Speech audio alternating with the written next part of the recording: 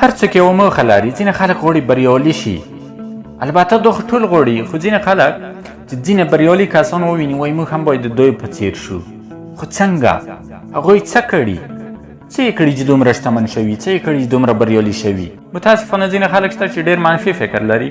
دوی وایي حتما د دغې خلکو قسمت ښه و، چا به پیسې ورکړي یا له پلاره په میراث ورته پاتې ده، یا یې کومه شوړه وهل، یا همدې ته ورته ډېرې نورې بهانې او پلمې.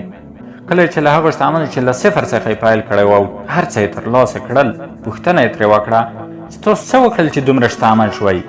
ټولو د خپلو بریاو ځینې رازونه ورته وویل چې زه یې غواړم په دغه ویډیو کې د تاسو سره شریک کړم.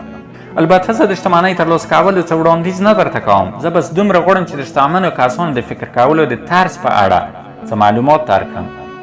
اجازه راکړئ چې له پتریک بیت ډیوید څخه یې پیل کړم، ځکه هغه څو کلونه وړاندې هیڅ نه درلودل او اوس 200 میلیونه ډالر لري. 200 میلیونه.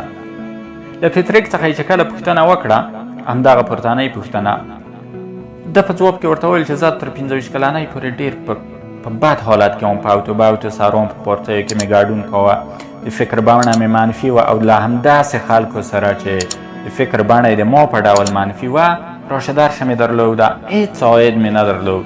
خو یوه ورځ مې سوچ وکړ چې 25 کلن شوم، وخت همداسې په سرعت باندې تېرېږي، زه هېڅ شی نه یم، هېڅ عاید نه لرم او هېڅ کوم کار مې نه دی کړی.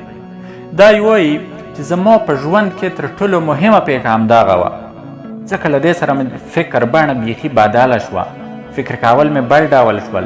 پس چې کله مې د فکر بڼه بدله شوه، د فکر بڼه مې مثبت شوه، نور به د دې پر ځای چې د پخوا په څېر بې ارزښته کارونه وکړم، تل به د شتمنۍ ترلاسه کول او د ښو کارونو په ترسره کولو پسې لالهانده وم.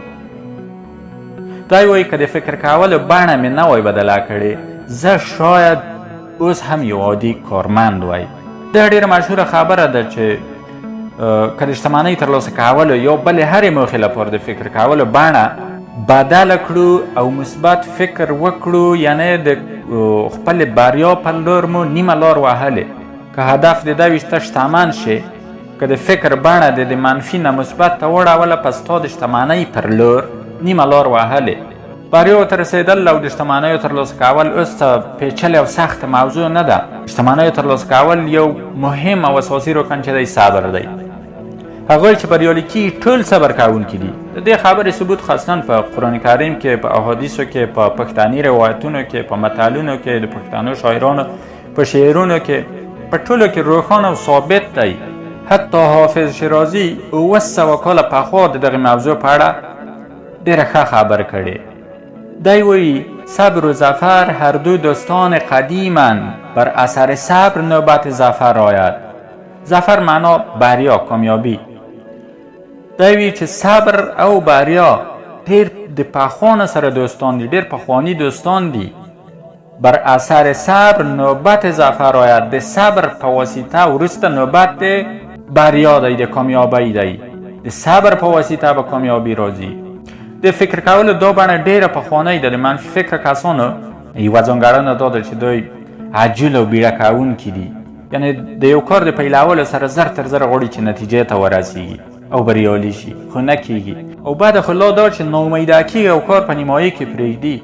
بل منفي او بد فکر چې دی پوښتنه نه کول دي. کله څوک د فکر کولو دا طرز ولري، هیڅ وخت دې ته نه تیارېږي چې له چا د څه وپوښتي. وایي بس زه خپله پوهېږم، او همدا زه خپله پوهېږم د دې لامل کېږي چې پوه نه شي. په فارسي کې یو متل دی، وی دانا آن است که هم بداند هم بپرسد، نادان آن است که هم نداند هم نپرسد. وی پوه هغه دی هم چې هم پوه وي هم پوښتنه وکړي، او ناپوه هغه دی چې هم نه پوهېږي هم پوښتنه نه کوي.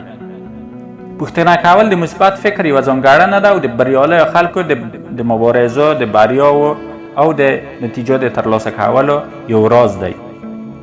او مثبت خلک د هغه څه په اړه هم پوښتنې کوي چې دوی پرې پوهېږي، وایي شاید داسې اضافه معلومات کې وي چې موږ مثلا اوس فعلا هغه معلومات نه لرو. د مثبت فکر بله ځانګړنه او د بریالیو کسانو یو بل راز دا دی چې په نورو کې د ځان په اړه دوی باور رامنځته کړی و، او دا برخه پر وعده له عمل کولو پیل کېږي. یعنې که مو له چا سره وعده وکړه چې په 8 بجو درځم، په 8 بجو ورشه. که په 8 بجو ورغلې، پر تا باندې د باور کولو اساسات رامنځته شوي او رامنځته کیږي. اعتماد خو هم پیژنئ چې د بریاو یو مهم رکن دی.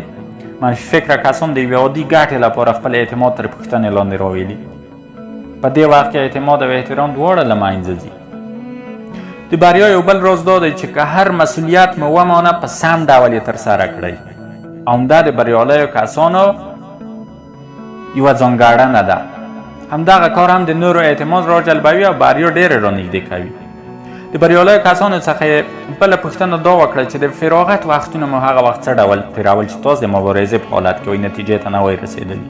څه ډول به ځینې تش وختونه تېرول؟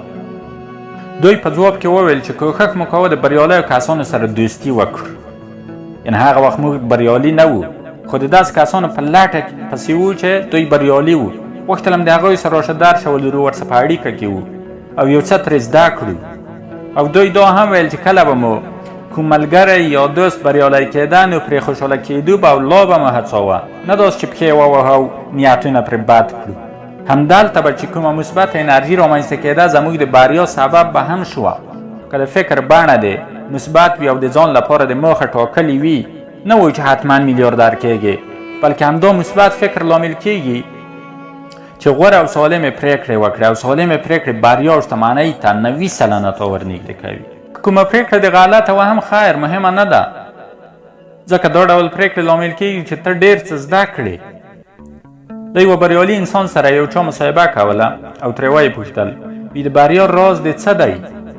ده ورته ویل چې کله مې کار پیل کړی تر نن پورې یاد ته مې نه راځي چې ما د نن کار سبا ته پرېښی وي. دا د دې سړي د بریا راز و. له بل یې پوښتنه وکړه، هغه بیا په ځواب کې همدغه پوښتنه یې ترې وکړه. هغې په ځواب کې ورته وویل چې نظم او برنامه مې درلودل. بس بریالي کسان حتما یوه الګو هم لري. زه غواړم د فلاني په څېر شم. همدا الګو درلودل د دوی انرژي ور 2 برابره کوي. دا اکثر شاید تاسو په ورزشکارانو کې لیدلی وي، یا مثلا ځینې د کرکټ مینهوال دي د افغانستان ماشومان دي، دوی وایي چې زه غواړم د راشد خان غوندې شم، زه غواړم د فلان. هر چا یو ځان ته یوه الګو ټاکلې او لیدل شوي، په ځلونو لیدل شوي چې همدغه کسان، همدغه ډول کسان همغه بریاوو ته رسېدلي چې دوی د الګو په توسط ځان ته ټاکلې وي.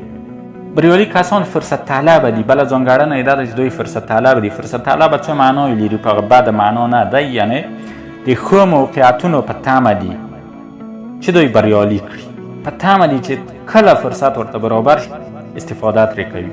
دو ډول خلک له ماتو هم نه ویرېږي، یعنې که ماتې هم خوري ذهني مثبت دی، بیرته له ځمکې راجګېږي او پورته کېږي. کله چې دوهمه نړیواله جګړه پیل او پای ته ورسېده، سویچرهندا د ډېرې شتمنۍ او ثروت نه 0 ته راولوېد. حتی تر دې چې دومره پیسې به یې نه درلودې چې موټر ته یې تیل پرې اچولي وای، دی به په بایسکل رفت آمد کو، په بایسکل به روان و. او کله به هم چې دی په بایسکل روان و، په مثبت ذهن کې به یې د دوهمې بریا په اړه فکر کوه او همداسې وشول. دی دوهم ځل هم بریالی شو. نو ویلی شو چې د فکر بڼه د بریا تر ټولو مهم او اړین رکن دی. ستاسو ټولو د بریا او روغتیا په هیله انشاءالله چې نتیجو ته به ورسېږئ. که تر اوسه د کانال غړي نه وئ، کانال سابسکرایب کړئ او د ځان جوړونې د دې کاروان غړي شئ. ډېره مننه. الله پامان.